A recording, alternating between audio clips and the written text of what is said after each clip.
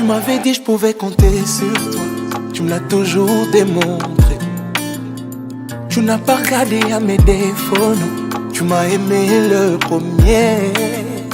Malgré que je t'ai tourné le dos, oui certes parfois, tu me l'as jamais fait payer. Oh, ton sacrifice à la croix pour moi, une preuve d'amour, Yahweh.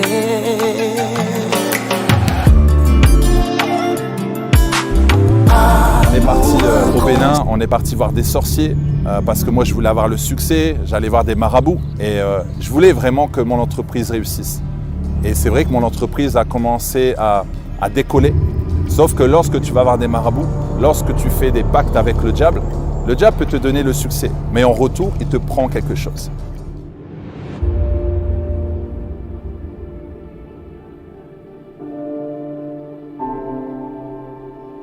Bonjour, je m'appelle Max Ro. Je suis français originaire du nord de la France et je vis à Luxembourg. Voici mon témoignage. Il faut savoir qu'il y a plusieurs années, je ne croyais en rien. Je croyais que j'étais bête, j'étais stupide, j'étais incapable. Et beaucoup de gens autour de moi me le rappelaient.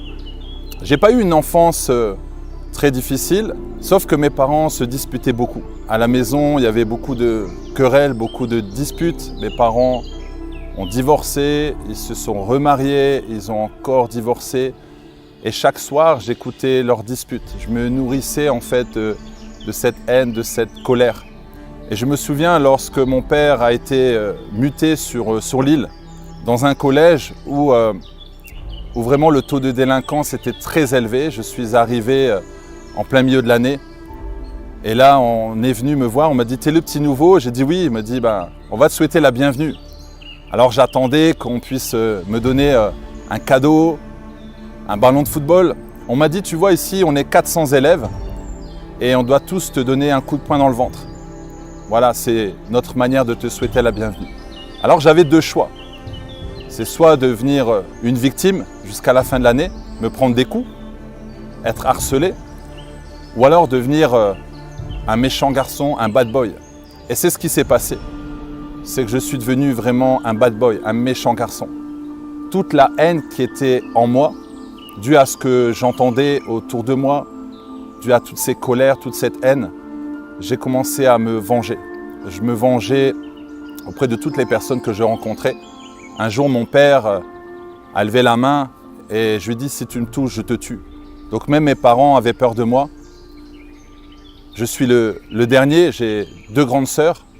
Et c'est vrai que les deux grandes sœurs, à un moment donné, étaient parties de la maison, donc je me retrouvais tout seul. Et je pleurais dans ma chambre, mais je ne voulais pas le montrer. J'écoutais beaucoup de reggae, je fumais de l'herbe pour essayer de m'apaiser, mais j'étais très violent. J'avais un entourage qui ne m'a pas beaucoup aidé, notamment les amis qui ont fait beaucoup de bêtises. On a commencé à faire des cambriolages, on a commencé à racketter, frapper les gens dans la rue. Même un jour, on a frappé une personne vraiment à mort pour une cigarette. Et je voulais toujours me faire remarquer. À l'école, j'avais des mauvaises notes, j'étais en échec scolaire. Je voulais toujours exister. En fait, j'étais rebelle. Je montrais que voilà, j'étais quelqu'un d'intéressant, mais en fait, au fond de moi, je me disais sans cesse que j'étais nul, j'étais incapable, je n'avais pas confiance en moi. Et à l'école, on me disait « mais rien de bon va sortir de toi ». Et donc j'ai grandi comme ça vraiment avec cette souffrance. Je voulais plusieurs fois me jeter du pont. Je voulais plusieurs fois me pendre. J'étais très mal dans ma peau. Et j'avais tellement de violence en moi. Et je suis parti à l'armée. L'armée, en ce temps-là, était obligatoire. J'avais 18 ans. Et je suis parti dans les commandos. Alors ça m'a fait beaucoup de bien, mais sur le coup, ça m'a fait beaucoup de mal. Pourquoi? Parce que je devais obéir.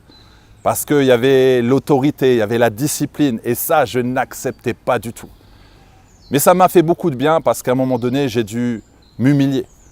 J'ai appris ce que c'était le respect envers les autorités, le respect envers les parents et le respect envers l'entourage, envers soi-même.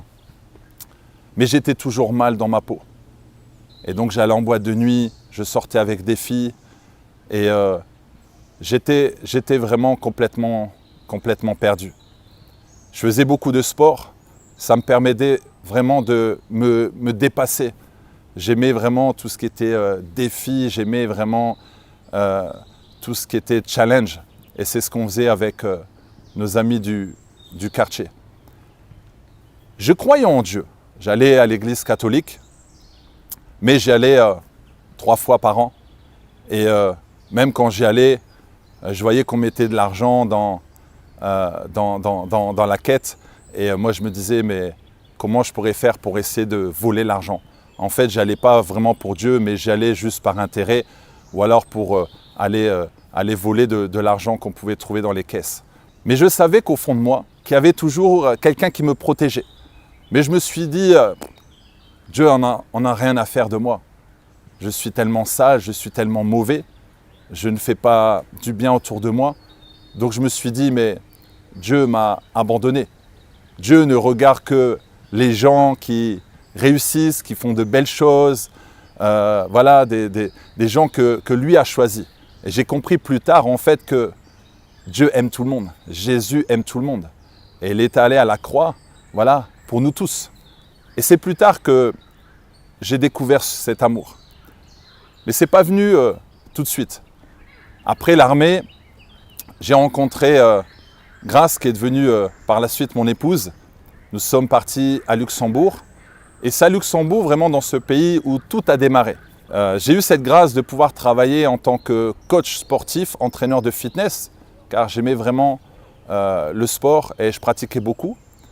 Et j'ai commencé à pratiquer aussi des massages. Dans ce centre, en fait, on cherchait un masseur et j'ai dit, moi, je ne connais rien, je n'ai jamais massé, mais on va t'apprendre. Et en fait, en quelques jours, voilà, on m'a appris les massages, j'ai commencé à masser les clients et j'ai découvert que j'avais vraiment ce don. J'ai vraiment découvert que non seulement j'aimais ça, mais vraiment, j'avais quelque chose dans les mains. Et j'ai commencé à avoir de plus en plus de clients dans ce centre.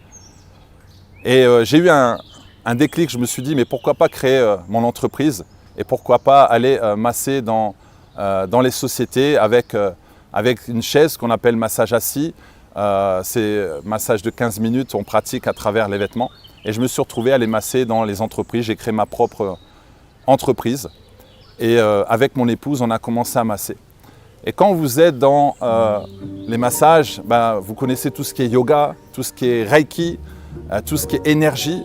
Et moi, je cherchais la paix. Donc, je pensais que lorsque je faisais le yoga pour me vider en fait de mal, me vider de tout ce qu'il y avait dans mon cœur, je pensais que ça allait m'apaiser, mais en fait, ça ne m'apaisait pas réellement. Parce qu'on sait très bien que lorsqu'on fait le vide, il faut qu'on soit rempli. C'est ça la différence avec le Saint-Esprit. Le Saint-Esprit te remplit, alors que quand tu fais le yoga, tu fais le vide. Et j'étais complètement vidé, j'étais complètement perdu. Je voyais qu'en fait, ça ne m'amenait pas réellement la paix. Et on est parti au Bénin, on est parti voir des sorciers, parce que moi, je voulais avoir le succès, j'allais voir des marabouts. Et je voulais vraiment que mon entreprise réussisse. Et c'est vrai que mon entreprise a commencé à décoller. Sauf que lorsque tu vas voir des marabouts, lorsque tu fais des pactes avec le diable peut te donner le succès. Mais en retour, il te prend quelque chose. Et il a pris personne de ma famille. Il a pris aussi mes enfants. Ma femme d'ailleurs a témoigné sur cette chaîne. J'ai perdu 2 enfants. Et c'est là que je réalise qu'en fait, on ne doit pas blaguer avec les choses spirituelles et on ne doit pas blaguer avec le diable. Et donc, on était vraiment sous cette emprise. Et en fait, je sais ce que c'est d'être possédé parce qu'il y a des moments où, quand je roulais en voiture, le diable me disait « fonce, fonce, fonce, fonce, fonce, fonce ». Les gens ne t'aiment pas. Tu dois te tuer. Regarde ta situation. Les gens ne t'apprécient pas. Les gens te critiquent. Les gens t'humilient. Dieu ne t'aime pas. Et vraiment, je croyais à ces mensonges.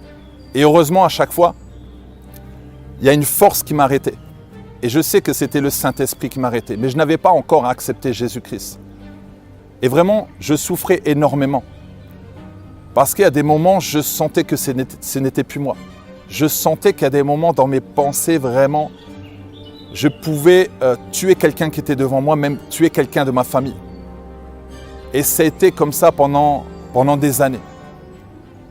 Je n'arrivais pas à aimer les gens, je n'arrivais pas à m'aimer. Et avec mon épouse, vraiment, il y avait beaucoup de disputes. Et à un moment donné, comme je voulais masser un artiste, j'aimais beaucoup la culture sénégalaise, je me suis retrouvé à masser cet artiste. C'était à Bercy, à Paris. Et lorsque je suis arrivé, j'ai vu tous les musulmans qui étaient là, parce que les artistes sont des musulmans. Il y avait une seule personne au milieu. Une seule personne qui était différente. Son visage était différent, lumineux.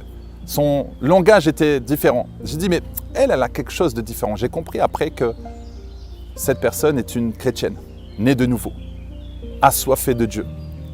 Et on a discuté ensemble. Et là, elle me dit, mais après le concert, vous allez où? On va rentrer, on va dormir dans la voiture. Elle dit, non, vous ne dormez pas dans la voiture, vous venez à la maison. On est allé à la maison, elle nous a présenté son mari.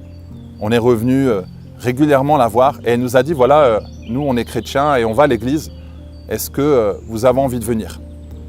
Ce que j'ai apprécié chez eux, c'est qu'ils ne nous ont pas forcés à aimer Jésus. Mais en fait, on a apprécié Jésus de par leur attitude, leur manière de parler, leur manière de nous aimer, leur manière d'éduquer les enfants. Le couple frais, équilibré, ça nous a touchés. On s'est dit, waouh, on va aller voir ce qui se passe à l'église. Et on arrive là-bas et on voit des gens heureux. Ah, je me suis dit, mais il y a encore des gens sur cette terre heureux. Parce que moi, j'étais mal dans ma peau. Donc quand tu es mal à l'intérieur, forcément, tu vois le mal à l'extérieur. Et je me dis, les gens sont tellement heureux. Qu'est-ce qu'ils ont à lever les mains vers le ciel? Et je me suis dit, mais on va faire la même chose. Et j'ai levé les mains vers le ciel, mon épouse aussi. Et là, j'ai commencé à pleurer.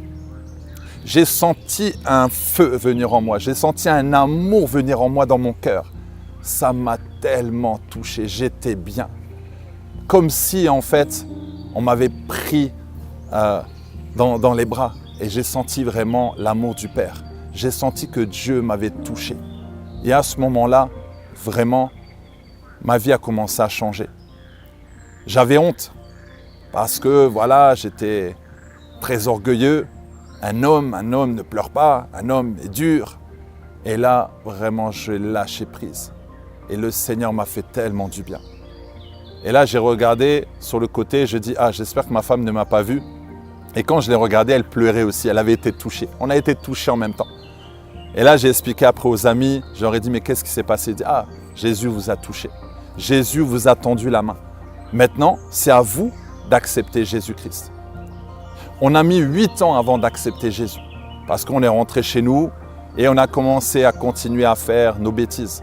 Aller voir encore des marabouts, aller voir des médiums, aller voir des voyants. En fait, comme on avait encore ce pacte avec le diable ne voulait pas nous lâcher. Pendant 8 ans, nos amis ont prié pour nous. Et un jour, j'ai senti vraiment que le diable avait pris le contrôle de mon corps.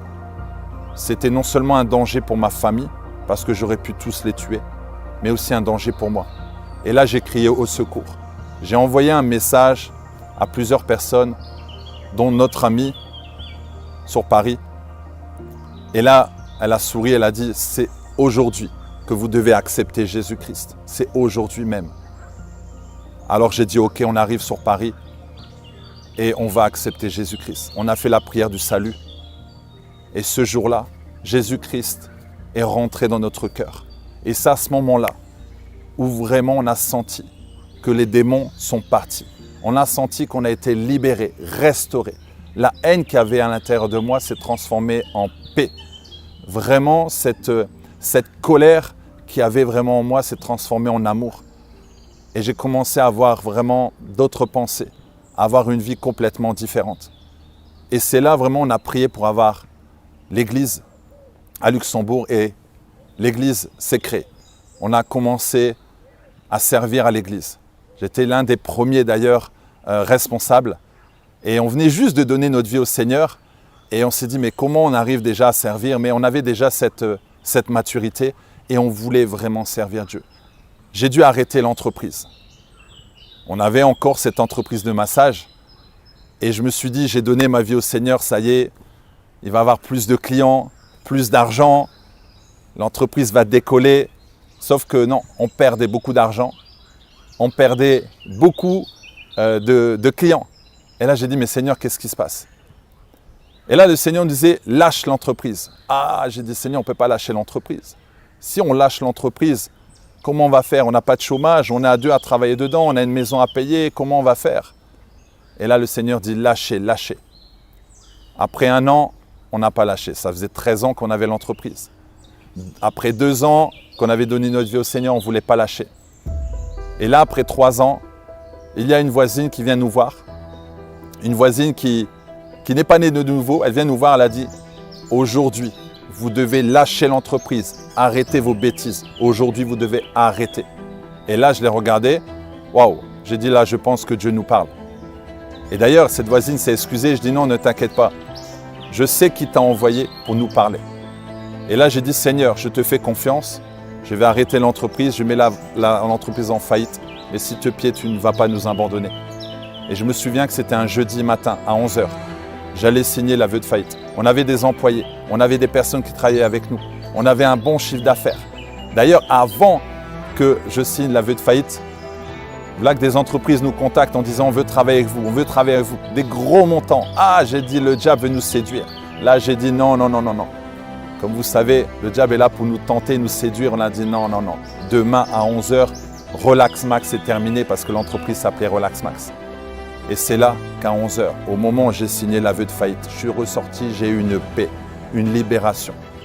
Dieu m'a fait comprendre qu'il n'était pas dans l'entreprise parce qu'on l'avait consacré au diable.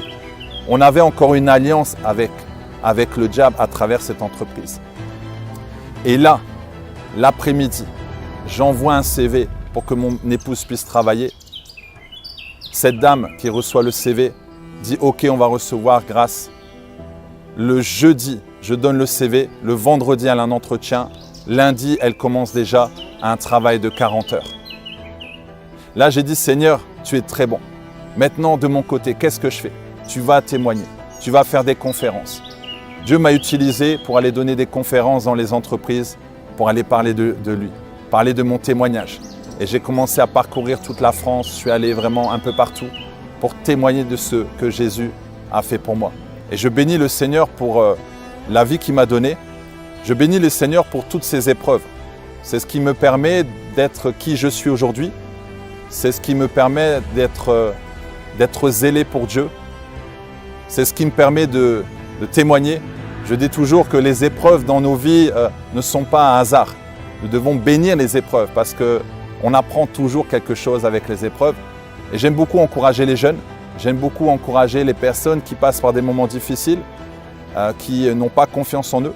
Mais le plus important, c'est d'avoir confiance en Jésus. Et je bénis vraiment le Seigneur. Donc voilà mon témoignage. Que Dieu vous bénisse. Amen.